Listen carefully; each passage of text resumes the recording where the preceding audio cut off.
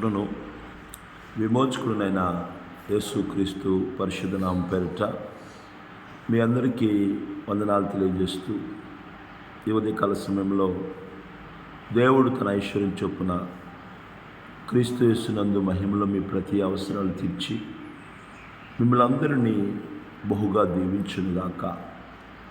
విశేషమైన తన కృపచేత దేవుడు నింపి మిమ్మల్ని అందరినీ నడిపించునుగాక.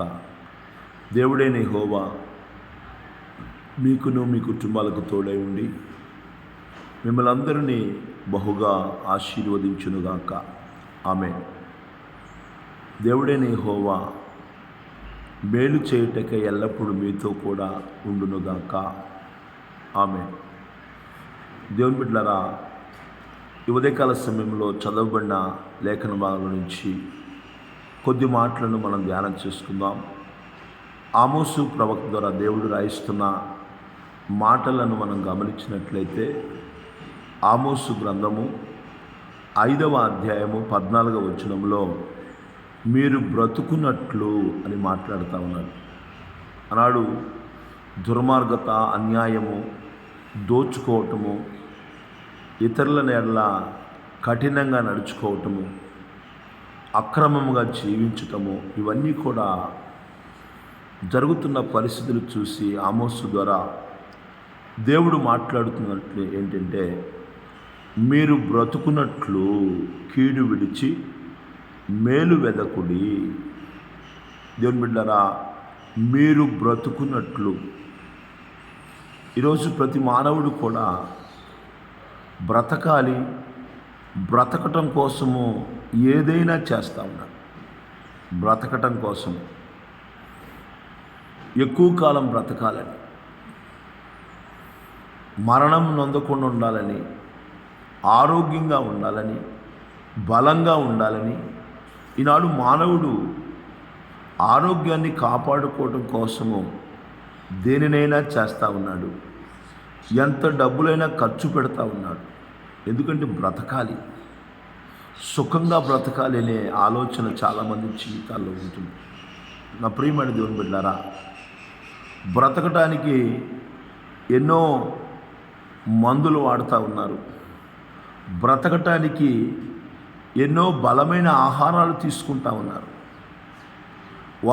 వారి స్థితికి తగిన విధముగా వారు కలిగి ఉన్న దాన్ని బట్టి ఒక్కొక్కరు ఒక్కొక్క రకంగా వాళ్ళు తీసుకుంటున్నారనే ఆహారాలు, నిబంధనలు పాటిస్తూ ఉన్నారు. ఎందుకంటే బ్రతకాలి, ఎక్కువ దినాలు బ్రతకాలి.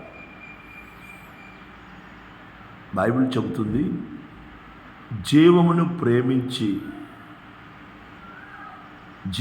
ప్రేమించి మంచి దినములు చూడగోరినవాడు, ఎక్కువ కాలం బ్రతకాలనుకున్నవాడు చెడ్డ మాటలు పలకకుండా నీ నోటిని కాపాడుకోవాలి అని బైబిల్ చెబుతాం.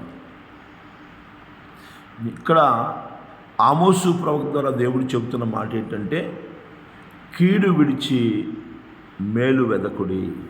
ఉదయకాల సమయంలో వాక్యం ఇచ్చిన నా ప్రియమైన దేవుని బిడ్డలారా, మీరు బ్రతకాలంటే ఒక పని చేయాలని దేవుడు చెప్తా ఉన్నారు. ఈరోజు మనం జీతం పొందుకోవాలన్నా, కూలి తీసుకోవాలన్నా ఒక పని చేసినప్పుడే దాన్ని మనం పొందుకుంటాం. నెలంతా కష్టపడినప్పుడే దాని ప్రతిఫలముగా జీతాన్ని తీసుకుంటాం. రోజంతా కష్టపడినప్పుడే దాని ప్రతిఫలంగా కూలి తీసుకుంటాం. ఏదైనా ఒకటి చేసినప్పుడే ఇంకొక ప్రతిఫలాన్ని మనం పొందుకుంటాం.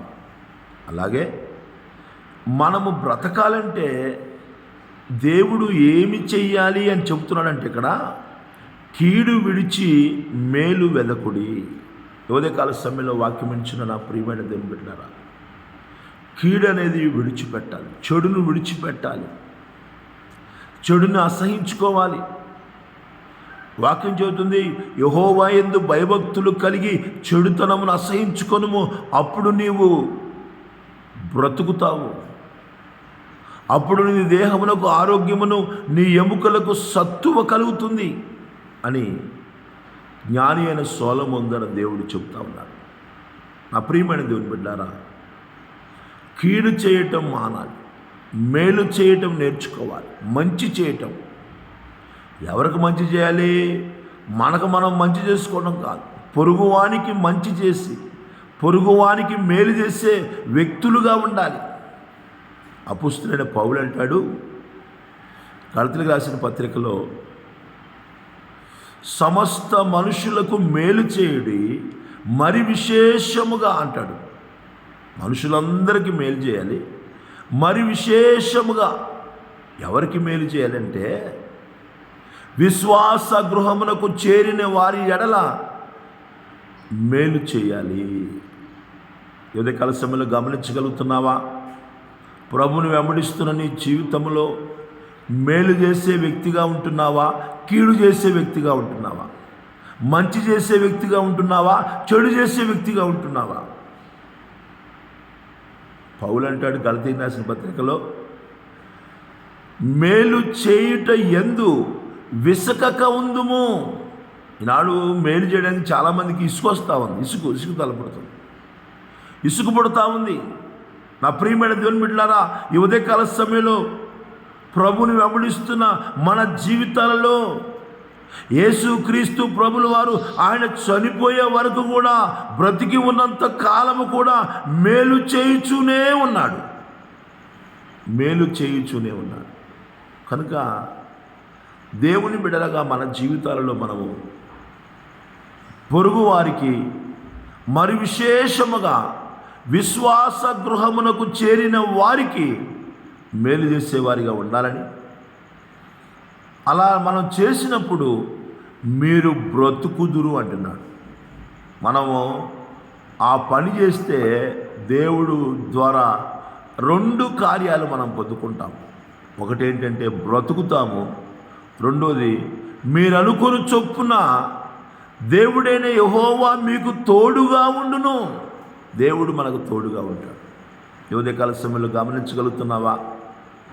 వాక్యం వినిచిన నా ప్రియమైన దేవుని బిడ్డలారా, దేవుడు మనకు తోడుగా ఉండాలంటే మనము పొరుగువానికి మేలు చేసే వ్యక్తులుగా ఉండాలి.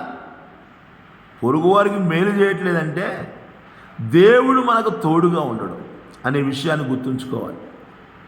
ఆమోసు ద్వారా దేవుడు ఇక్కడ తెలియజేస్తూ ఉన్నాడు, పొరుగువాడికి నువ్వు మేలు చేసినప్పుడు నువ్వు బ్రతుకుతావు. మేలు చేయడమే కానీ కీడు విడిచిపెట్టాలి. కీడు అనేది విడిచిపెట్టాలి. మేలు చేసే వ్యక్తులుగా ఉండాలి. మేలును వెదకుడి, మేలు చేయడం వెతకాలి. ఉదయకాల సమయంలో ఏం వెతుకుతున్నావు? దేన్ని విడిచిపెడుతున్నావు? జీవము గల దేవుణ్ణి విడిచిపెడుతున్నావా? చెడు చేయడం, కీడు చేయడం విడిచిపెడుతున్నావా? ఒకసారి మనల్ని మనం పరిశీలన చేసుకోవాలి.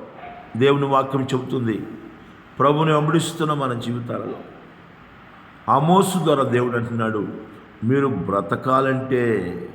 బ్రతకాలంటే కీడు విడిచి మేలును వెతకుడి, మేలు వెతకుడి.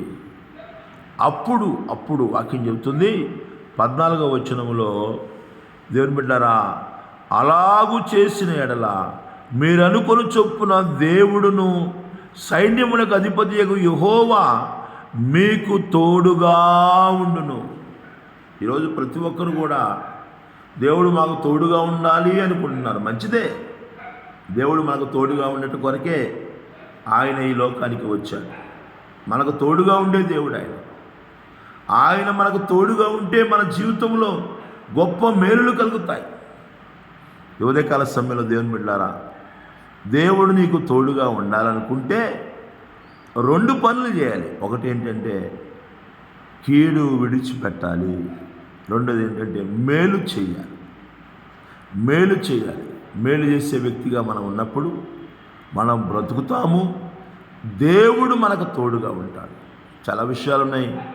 కనుక దేవుడు తోడుగా ఉండాలని ప్రార్థన చేసినంత మాత్రాన కాదు, కానీ మేలు చేసే వ్యక్తిగా ఉంటే ఎల్లప్పుడూ దేవుడు మనకు తోడుగా ఉంటాడు. అలా దేవుని మాటల ప్రకారము కీడు విడిచి మేలు చేయొచ్చు.